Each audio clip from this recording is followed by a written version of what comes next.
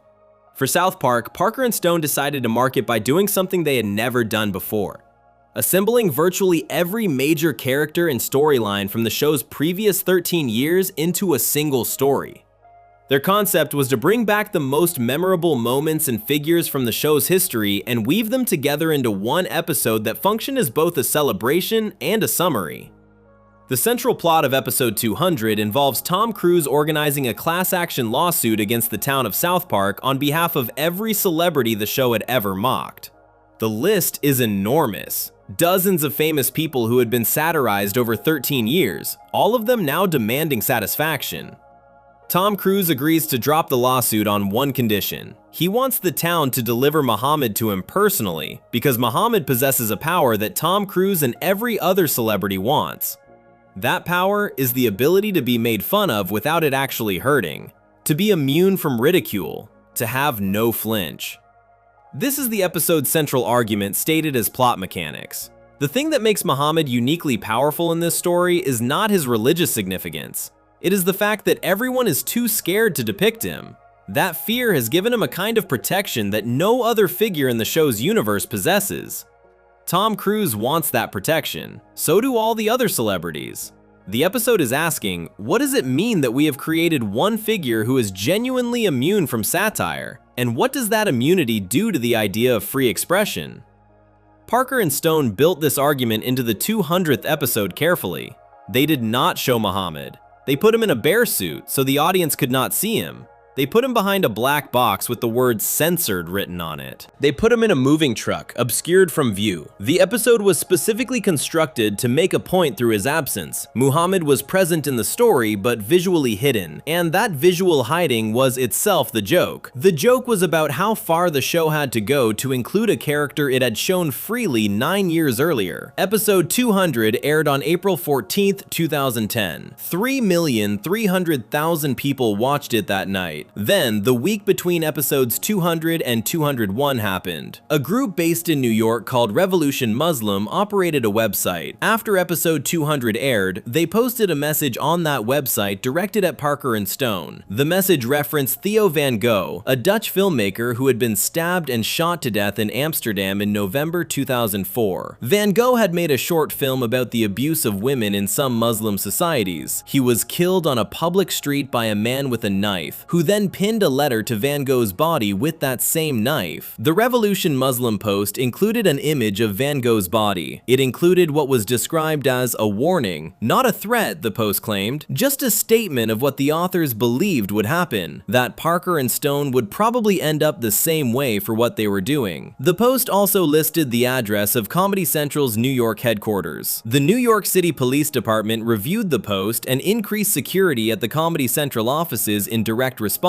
Law enforcement officials assessed Revolution Muslim itself as an organization that was, in their words, all talk. Two men who had never actually carried out any violence, but those same officials expressed concern that the post could be read by other people who were not all talk, and that the public listing of the Comedy Central address created a specific danger that needed to be addressed. Comedy Central had to make a decision about episode 201. The decision they made was to heavily alter the episode before it aired. All references to Muhammad's name were bleeped out with audio tones. Every time a character said Muhammad, the word was replaced with a long beep. This was not a case of one or two references being removed. The bleeping was applied comprehensively throughout the episode, to the point where it disrupted the flow of scenes and made certain exchanges difficult to follow. But then Comedy Central went further. At the end of episode 201, the episode's main characters deliver a series of speeches that function as the moral conclusion of the story. Kyle gives a speech. Jesus gives a speech. Santa Claus gives a speech. These speeches, according to Parker and Stone's later statement, were specifically about the subject the whole two-part episode had been building toward, about intimidation, about fear, about what happens to free expression when people allow threats of violence to determine what gets said and what does not. Comedy Central bleeped those speeches entirely, not because they mentioned Muhammad, not because they contained anything that would normally require censorship. They were bleeped because of the topic they addressed. The moral conclusion of a two-part episode about censorship, the part where the characters say out loud what the whole story has been about, was itself censored. Episode 201 aired on April 21st, 2010. 3,500,000 people watched it, more than had watched episode 200 the week before, making it the most watched cable television show of that night. Immediately after the episode aired, a notice was posted on the South Park website. The notice said that Comedy Central had inserted numerous additional changes and cuts to the episode that Parker and Stone had not approved and did not agree with. The notice said that the episode as broadcast was not the version Parker and Stone had made. Parker and Stone then released a public statement about what had happened. The statement was direct. It said that what they had been trying to say in those final speeches, the moral they had built the whole two-parter toward, was about the subject of intimidation and fear. And then they noted that the bleeping of those speeches was not, as some people wondered at the time, a joke. It was not a meta-commentary they had designed themselves. It was done by the network without their consent. The thing the episode was trying to say about fear had been removed by an act of fear. The practical consequences of this were significant and lasting. Episode 201 has never been rebroadcast in the United States since its original airing on April 21st, 2010. The show normally rebroadcast popular episodes during the same week they aired. Instead, older episodes from earlier in the season were shown. The episode was not made available on the South Park website. Parker and Stone confirmed that Comedy Comedy Central had not given them approval to release their version online, and that no version of the episode could therefore be legally viewed. The DVD release handled the two episodes differently. Episode 200 was included in its uncensored form, Muhammad's name unbleeped, since episode 200 had not had name censorship applied to it during broadcast. Episode 201 was included in its censored broadcast version, not in the version Parker and Stone had actually made. The text at the start of the disc stated that the episode was being presented as it had originally aired, and reproduced Parker and Stone's statement about Comedy Central's changes. The Super Best Friends episode from 2001, the one that had shown Muhammad without any controversy 9 years earlier, was also removed from circulation. It had been available to stream without issue for years. After the 200 and 201 controversy, it was pulled. The Cartoon Wars episodes were eventually pulled as well. When the show's library moved to new streaming platforms in 2020, all 5 of these episodes were excluded. Trey Parker, speaking about the experience afterward, said that what had made him most angry was that he actually thought the episodes had turned out really well. He said the team had been so exhausted by the whole ordeal that they had told themselves to just get on to the next episode. He described it as the hardest they had ever pushed back. The pushing back had not worked. Matt Stone, as a form of protest, contacted Scott Rudin, who had helped them get through the MPAA fight 11 years earlier. Separately, South Park producer Vernon Chapman described Trey Parker's response in a 2016 oral history of the show. Parker bought a plane ticket to South Africa and showed it to the head of the network. The reference was to Dave Chappelle, the comedian who had famously walked away from a $50 million television deal in 2005 and fled to South Africa rather than continue making a show he felt had lost its integrity. Parker's message, delivered by showing a plane ticket, was, "I will leave the same way." The ticket was never used. Parker did not go. The 2 episodes were nominated for a Primetime Emmy Award for Outstanding Animated Program, despite everything that had happened to them. The nomination acknowledged what Parker and Stone had made before Comedy Central changed it. The award went to another show. Both episodes remain permanently unavailable on every official platform. The version Parker and Stone actually made, the version with the unbleeped final speeches, with the complete moral conclusion the 2-part story was building toward, has never been legally aired or released anywhere. It exists, presumably, somewhere, but the American public has never seen it. The episode that was specifically about what happens when fear is allowed to determine what gets expressed ended with its own conclusion being suppressed by fear. That is not irony.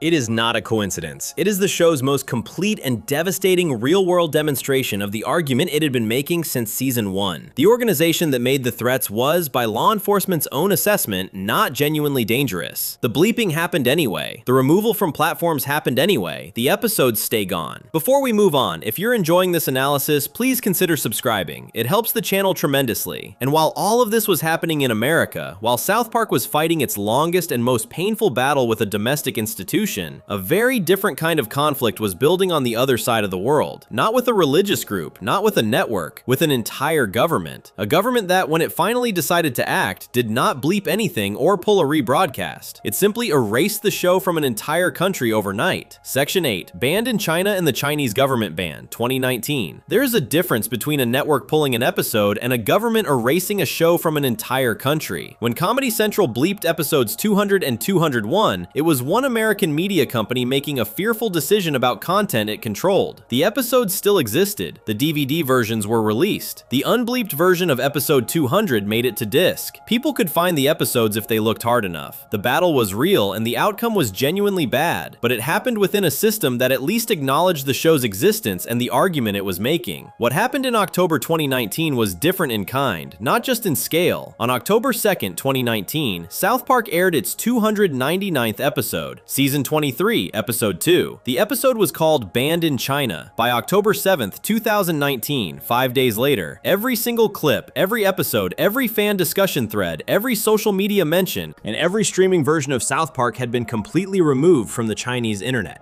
A country of over 1 billion people, one of the largest populations on Earth, woke up one morning and South Park simply did not exist there anymore. Not restricted, not rated for adults only, not available in a limited form, gone. Entirely and immediately gone. The Chinese government had not issued a warning, it had not contacted Comedy Central, it had not sent a letter or filed a legal complaint. It had simply decided overnight to erase the show from its country's digital landscape as completely as it was possible to erase anything. To understand why this happened, you need to understand what the episode was about and why it landed the way it did at the exact moment it aired. Banned in China runs two storylines at the same time. The first follows Randy Marsh, Stan's father, who decides to travel to China to expand his marijuana business, called Tegrity Farms. Randy lands in China and is immediately arrested at the airport because marijuana is illegal there. He is sent to a prison work camp, a reference to the detention facilities that the Chinese government operates in the Xinjiang region of the country, which had been widely reported on in international news throughout 2018 and 2019. In the work camp, Randy meets other prisoners. Two of them are Winnie the Pooh and Piglet. The Winnie the Pooh reference requires explanation because it is specific and documented. Beginning around 2013, Chinese internet users had begun posting images comparing Chinese President Xi Jinping to the Disney character Winnie the Pooh. The comparisons were based on perceived physical similarities and were largely meant as gentle jokes. The Chinese government did not find them gentle. By 2018, the government had banned Winnie the Pooh from Chinese social media. Images of the character were removed from platforms. The film Christopher Robin, a live-action Disney movie featuring the character, was not given a release in China, with the Pooh ban widely cited as the reason. Having Winnie the Pooh and Piglet as prisoners in a Chinese work camp in a South Park episode was a direct and specific reference to this documented real-world censorship. Randy eventually appears before a Chinese court. He tells the court that the Chinese government lacks what he calls tegrity, his personal term for integrity, a running joke throughout season 23. The court is not moved. Mickey Mouse then appears. In this episode, Mickey Mouse functions as a representative of the Walt Disney Company, and his role is to manage the relationship between American entertainment and the Chinese government. He is angry at Randy for criticizing China because Randy's criticism is costing Mickey, meaning Disney, access to the Chinese market. The second storyline follows Stan, who has formed a death metal band with his friends called Crimson Dawn. A music producer wants to make a film about the band. The film goes into production, but almost immediately, Chinese government officials arrive on set and begin demanding changes to the script. A censor literally stands over Stan's shoulder as he writes, physically erasing anything the censor disapproves of. The list of topics the censor removes from the script is specific and real. References to the Dalai Lama, to Taiwan, to Winnie the Pooh, to organ trafficking, to homosexuality, and to the concept of a free country. These are actual topics that the Chinese government requires foreign films to avoid if they want to be released in China. The episode did not invent them. At one point, Stan says, "Now I know how Hollywood writers feel." That line is the center of the episode's argument. What Parker and Stone were doing with Banned in China was not primarily a joke about China. It was a specific, documented accusation directed at American entertainment companies, at Hollywood studios, at sports leagues, at technology companies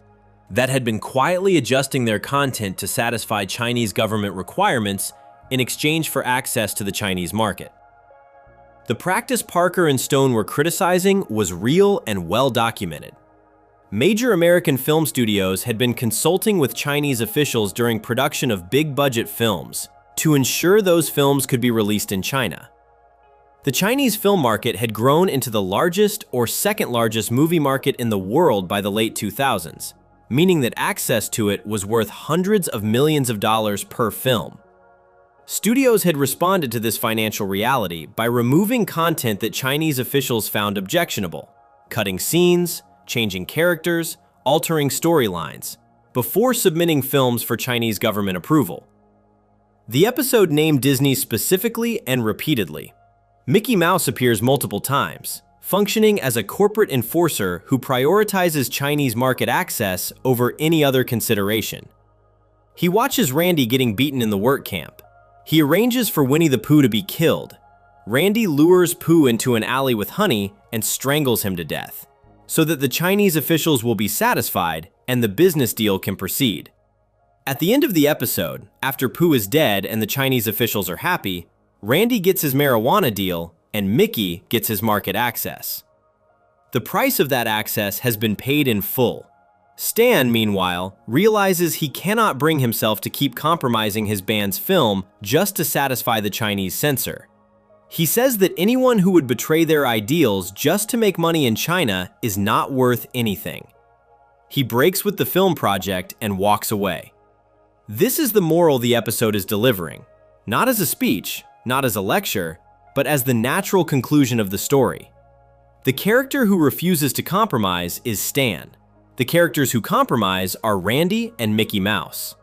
Randy gets his deal. Mickey gets his market. Stan gets nothing except the knowledge that he did not sell out. Parker and Stone had been watching the NBA navigate its own China controversy in the exact same week the episode aired. On October 4th, 2019, 2 days after Banned in China aired, the general manager of the Houston Rockets, a man named Daryl Morey, posted a tweet expressing support for protesters in Hong Kong, where large demonstrations against the Chinese government had been happening throughout 2019. The NBA immediately went into crisis mode. The league released a statement saying Morey's tweet had deeply offended many of their friends and fans in China. The league had significant business interests in China and was desperate to avoid losing them. The response was widely seen as the NBA prioritizing Chinese market access over the free speech of one of its own executives. The timing between the NBA crisis and Banned in China's airing was not planned. The episode had been written and produced before the Morey tweet, but it was extraordinary. An episode specifically about American organizations surrendering their values for Chinese business access aired 3 days before the most prominent real-world example of exactly that happening. When the Chinese government banned the show on October 7th, 2019, Parker and Stone issued a statement. The statement read, "Like the NBA, we welcome the Chinese censors into our homes and into our hearts. We too love money more than freedom and democracy. Xi does not look like Winnie the Pooh at all. Tune into our 300th episode this Wednesday at 10. Long live the great Communist Party of China. May this autumn's sorghum harvest be bountiful.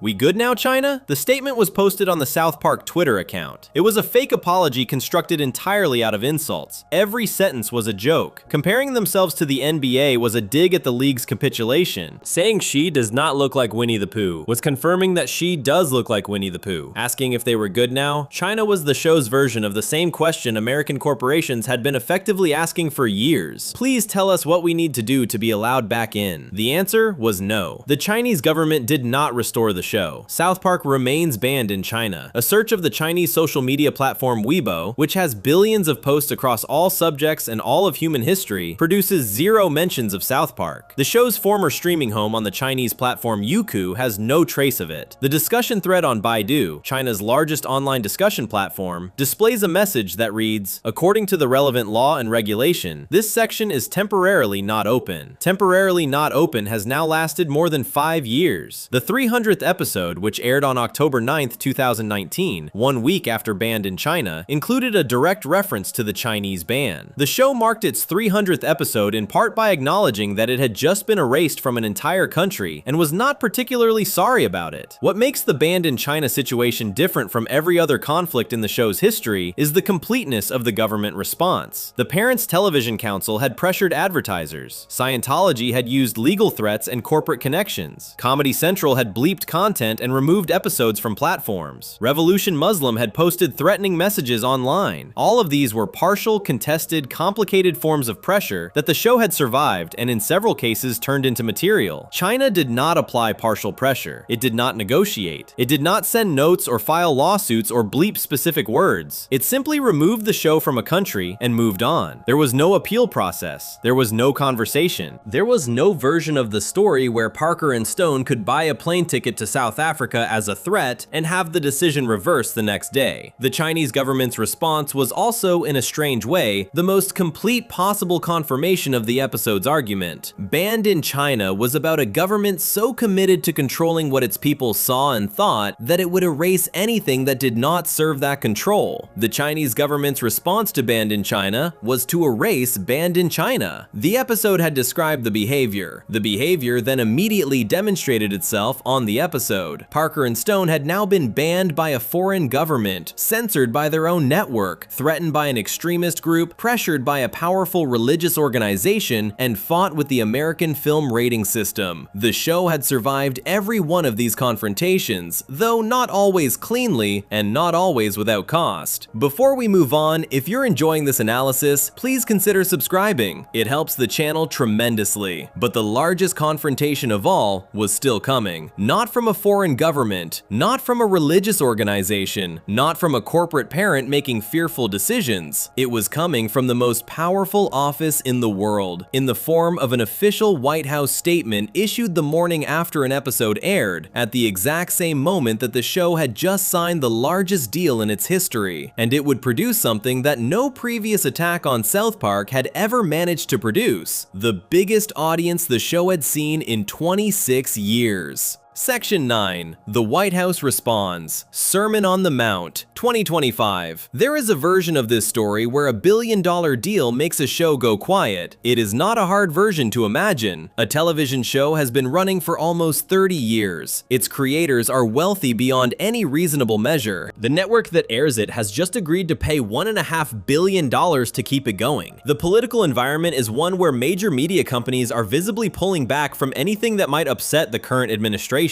Late-night hosts are being canceled, networks are settling lawsuits, universities are capitulating, law firms are making deals. The pressure to be careful, to be measured, to protect what you have built by not swinging too hard at the most powerful target available, all of that pressure was real and present and documented in the summer of 2025. Parker and Stone signed their deal on July 23, 2025. 10 hours later, they aired the season 27 premiere. The episode is called Sermon on the Mount. The title is a play on the word Paramount, the network that had just written them the check, and on the biblical sermon delivered by Jesus Christ on a mountain, which is one of the most famous speeches in human history. Both references are active in the episode. Neither one is accidental. To understand what the episode did and why the response to it was what it was, you need to understand the specific media and political situation it was walking into. In the months before the season 27 premiere, several significant things had happened in American media. The Late Show with Stephen Colbert, which had aired on CBS, a network owned by Paramount, had been canceled. The cancellation was announced by Paramount as a purely financial decision, but the timing was notable. Colbert had been one of the most consistently critical voices toward the Trump administration on American television, and the cancellation came after Paramount had reached a financial settlement with President Trump over a lawsuit he had filed against the CBS News program 60 Minutes. That settlement was reported to be $16 million. The combination of the Colbert cancellation and the 60-minute settlement was widely interpreted, including by many media journalists, as Paramount making peace with the Trump administration in exchange for favorable treatment during the government approval process for its planned merger with a company called Skydance Media. Skydance Media is run by a man named David Ellison. David Ellison is the son of Larry Ellison, who is the founder of the technology company Oracle and a well-known supporter of Donald Trump. The merger between Skydance and Paramount required approval from the Federal Communications Commission, whose chairman had been appointed by Trump. The concern being voiced in media circles was that Paramount's decisions, canceling Colbert, settling the 60 Minutes lawsuit, were being made not on editorial or financial grounds, but on the basis of what would make the Trump administration happy enough to allow the merger to proceed. Parker and Stone had watched all of this happening. They had also spent months fighting with Paramount over their own contract negotiations, during which the merger complications had reportedly interfered with getting a deal done. On July 2,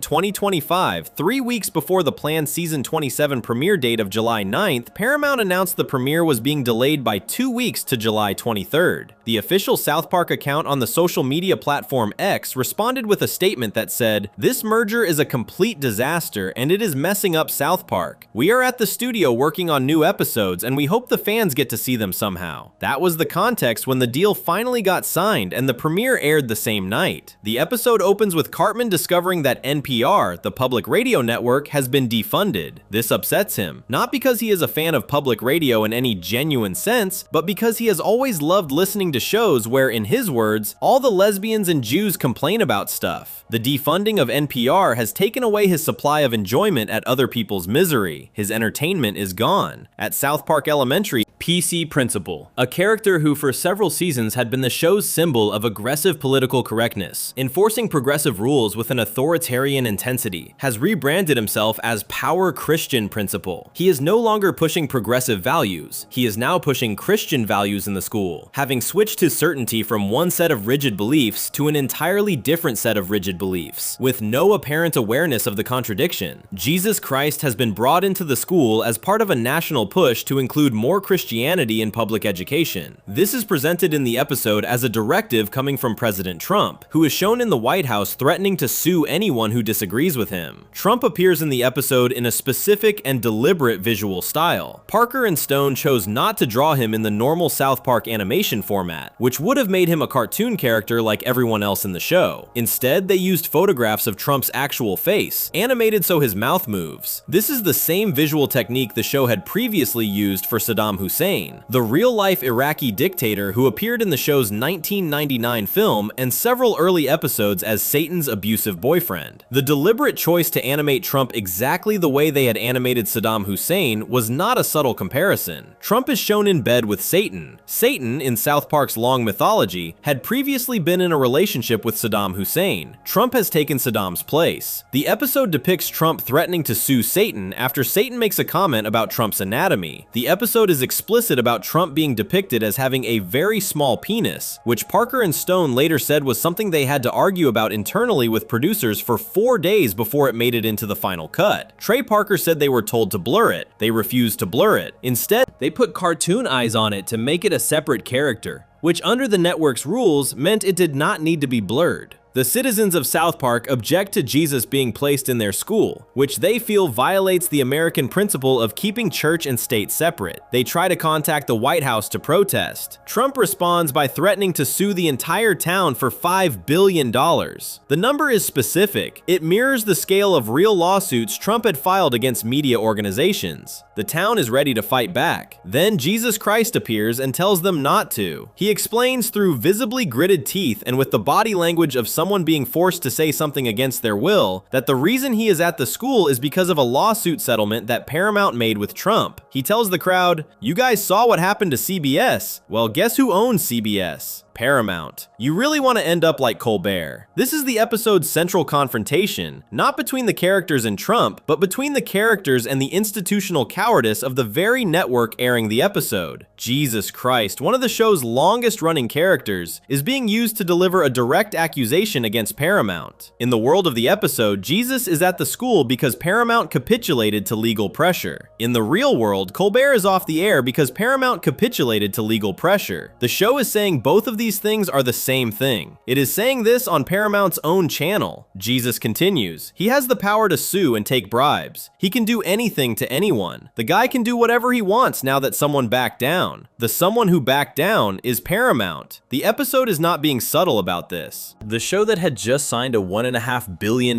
deal with Paramount used the premiere episode funded by that deal to accuse Paramount of surrendering to government intimidation. Dylan Byers, a media reporter for a publication called Puck, who covers the entertainment industry, wrote that it was hard to think of anything more defiant in media and entertainment recently than Parker and Stone going scorched earth on a company immediately after signing a massive deal with it. The episode ends with the town settling Trump's lawsuit. They agree to pay $3.5 million and to produce pro-Trump content. The pro-Trump content that the episode shows is a public service announcement, a short video segment featuring what appears to be Donald Trump wandering through a desert, increasingly unclothed until he is completely naked. This segment was produced using deepfake technology, software that can place a real person's face convincingly onto a different body in a video. The tagline of the PSA reads, "Trump, his penis is teeny tiny, but his love for us is large." Trey Parker confirmed in an interview with the New York Times that he and Stone had been thinking about whether to make the season at all, given the current political climate, and that they had ultimately decided they just had to show their independence somehow. The White House responded the following morning. Assistant Press Secretary Taylor Rogers issued an official statement. It said, "The left's hypocrisy truly has no end. For years they have come after South Park for what they labeled as offensive content, but suddenly they are praising the show. Just like the creators of South Park, the left has no authentic or original content, which is why their popularity continues to hit record lows. This show has not been relevant for over 20 years and is hanging on by a thread with uninspired ideas in a desperate attempt for attention." President Trump has delivered on more promises in just 6 months than any other president in our country's history, and no fourth-rate show can derail President Trump's hot streak. The statement was issued by the press office of the President of the United States. About a cartoon. On a Wednesday morning, the FCC chairman, Brendan Carr, was asked about the episode at a public meeting the same day. He said, "I am not a South Park watcher." He added that the president believes a handful of national programmers should not control and dictate to Americans what the narrative narrative is and what they can say and think. The ratings came in the following week. The season 27 premiere of South Park had attracted 5.9 million viewers across Comedy Central and Paramount Plus in its first 3 days. Paramount confirmed this number publicly. The episode had achieved the show's biggest audience share for a linear premiere since 1999, since the era of the MPAA war, and the film that had fought its way to an R rating 11 years before the episode aired. It was the most talked about program on television the night it aired. Paramount described it as the most social episode in South Park history, meaning it generated more online discussion and social media activity than any episode before it. Vice President J.D. Vance, who had been depicted in the show's second episode of the season, responded on the platform X by saying, "Well, I have finally made it." Kristi Noem, the Secretary of Homeland Security, who was also depicted in that second episode, said in a radio interview that she had not seen the episode but called the attacks on her appearance lazy. These were two members of the executive branch of the United States government publicly acknowledging and responding to their depictions on an animated comedy show. Matt Stone, in the New York Times interview, described why he and Parker had decided to come back and make the season the way they made it. He said, "There is no getting away from this. It is like the government is just in your face everywhere you look. Whether it is the actual government or whether it is all the podcasters and the TikToks and the YouTubes and all of that. It is all political because it is more than political. It is pop culture." The episode had walked into a media environment where late night shows were being canceled, where news organizations were making accommodations, where universities and law firms and corporate entities were finding ways to avoid conflict with the administration. It had done the opposite of every one of those things. It had depicted the president in bed with Satan, compared him to Saddam Hussein, made explicit jokes about his anatomy, accused its own parent company of cowardice by name, and deepfaked him naked in a desert, all in the same 22 minutes on the night the $1.5 billion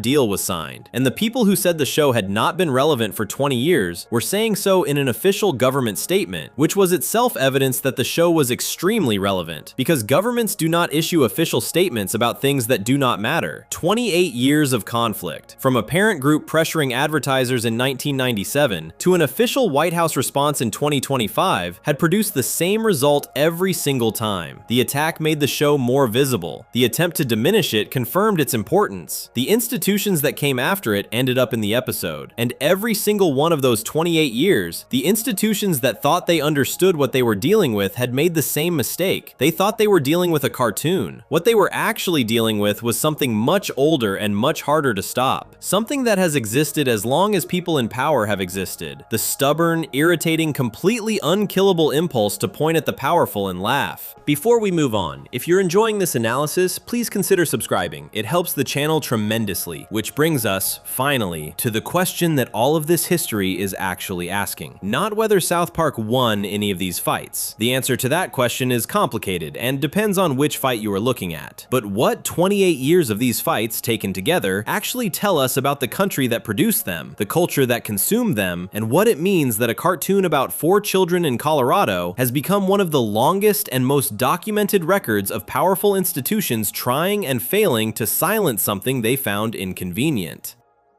Section 10. The deeper pattern. What 28 years of conflict actually reveals? There is a question that this entire history keeps pointing toward, and it is not the question most people think it is. Most people, when they look at the full record of South Park versus the forces that tried to stop it, ask a simple question. Did the show win? Did Parker and Stone beat the Parents Television Council? Beat the MPAA? Beat Scientology? Beat Comedy Central? Beat the Chinese government? Beat the White House? Did the good guys win? That question is understandable. It is also the wrong question, because the answer is not clean in any direction, and chasing a clean answer causes you to miss what the 28-year record is actually showing you. Here's what it is actually showing you. In 1997, a group of parents tried to get South Park canceled through advertiser pressure. The show survived and is still running. On that narrow measure, the show won. But the Parents Television Council also never stopped. It has continued publishing reports about South Park for nearly 3 decades. It has continued filing complaints. It has continued its advertiser campaigns. It never declared defeat. It never went away. The show survived the pressure, but the pressure never ended. That is not a clean victory. That is a permanent state of being contested. In 1999, the MPAA gave the South Park movie an NC-17 rating 5 times in a row. The film was ultimately released with an R rating without a single frame being changed, after a studio executive made a phone call. On that narrow measure, the show won. The film was released. It made $83 million.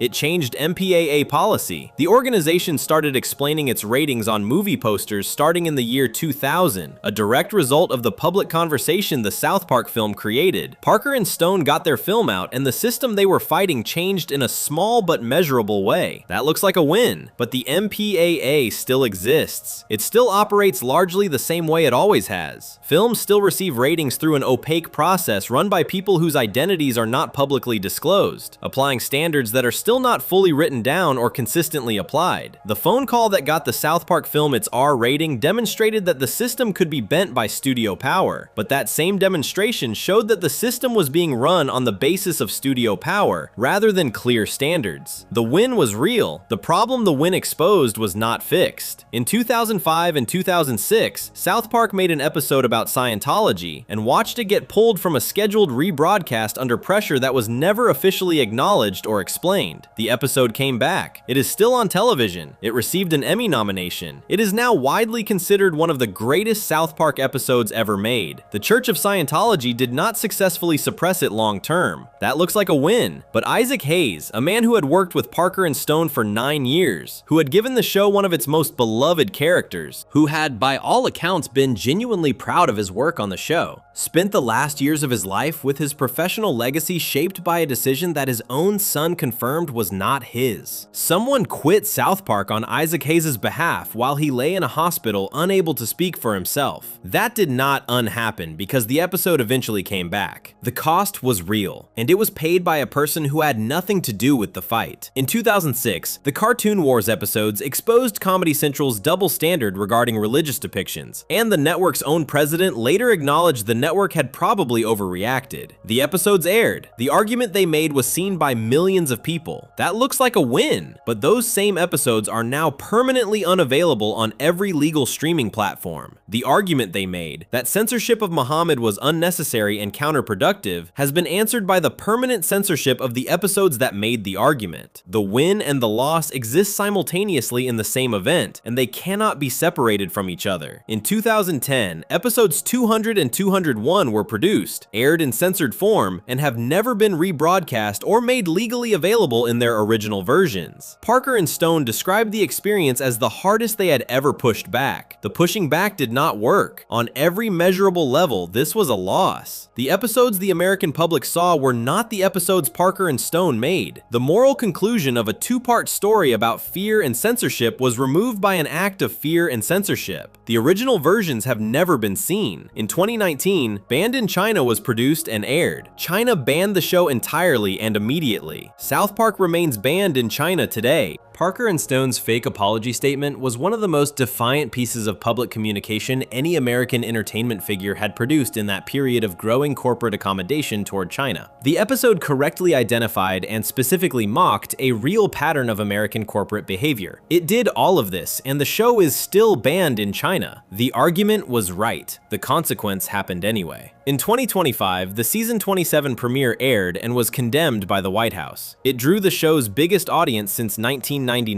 The condemnation made the show more visible. That looks like a win, but Colbert is still canceled. The 60-minute settlement still happened. The pattern of media organizations making accommodations to avoid conflict with the administration continued, both before and after the South Park episode aired. The episode documented the pattern. The pattern did not change because the episode documented it. So here is what 28 years of conflict actually reveals, when you stop looking for a clean winner and start looking at the pattern itself. Every institution that came after South Park made the same assumption. The assumption was that the show could be managed, that the right combination of pressure, legal, financial, physical, governmental, corporate, would cause Parker and Stone to adjust their behavior in the direction the institution wanted. The Parents Television Council assumed that advertiser pressure would produce self-censorship. Scientology assumed that legal threats would produce self-censorship. censorship. The MPAA assumed that rating pressure would produce cuts. Comedy Central assumed that network intervention would produce compliance. The Chinese government assumed that a total ban would produce irrelevance. The White House assumed that a public condemnation would produce embarrassment. None of these assumptions were correct. Not because Parker and Stone are superhuman or uniquely brave, they are not. And the record shows moments where the pressure clearly got to them, where the exhaustion was real, where the cost was felt. But because the assumption itself was wrong. The assumption was that South Park wanted to be acceptable, that underneath the provocation was a desire for approval that could be reached if you applied the right kind of pressure. What the 28-year record shows is that Parker and Stone do not want to be acceptable, not in the way institutions mean when they use that word. Acceptable in institutional terms means operating within the boundaries that the institution has decided are safe for it. It means not depicting Muhammad because the network is afraid. It means not mocking the president during a merger approval process because the studio needs the deal. It means not attacking Scientology because the church might sue and the parent company has other business with its members. Acceptable means making the kind of adjustments that let everyone breathe easier. Parker and Stone have spent 28 years demonstrating that they consider that definition of acceptable to be the specific thing they are making the show against. Not as a slogan, not as a brand positioning, as a genuine and consistent belief that the moment a piece of comedy decides which targets are off limits, it has stopped being comedy and started being something else. A product, a platform, a tool for whoever got to decide what was off limits. The 5 episodes that remain permanently unavailable on every legal platform are all Muhammad episodes. 5 episodes. Super Best Friends, Cartoon Wars Part 1, Cartoon Wars Part 2, 200, and 201. All 5 are about the same question: whether one figure can be exempt from depiction because powerful people have decided that fear is a sufficient reason to create that exemption. The permanent unavailability of these 5 episodes is the clearest possible answer to that question, and the answer is yes. One figure can be exempt. Fear is sufficient.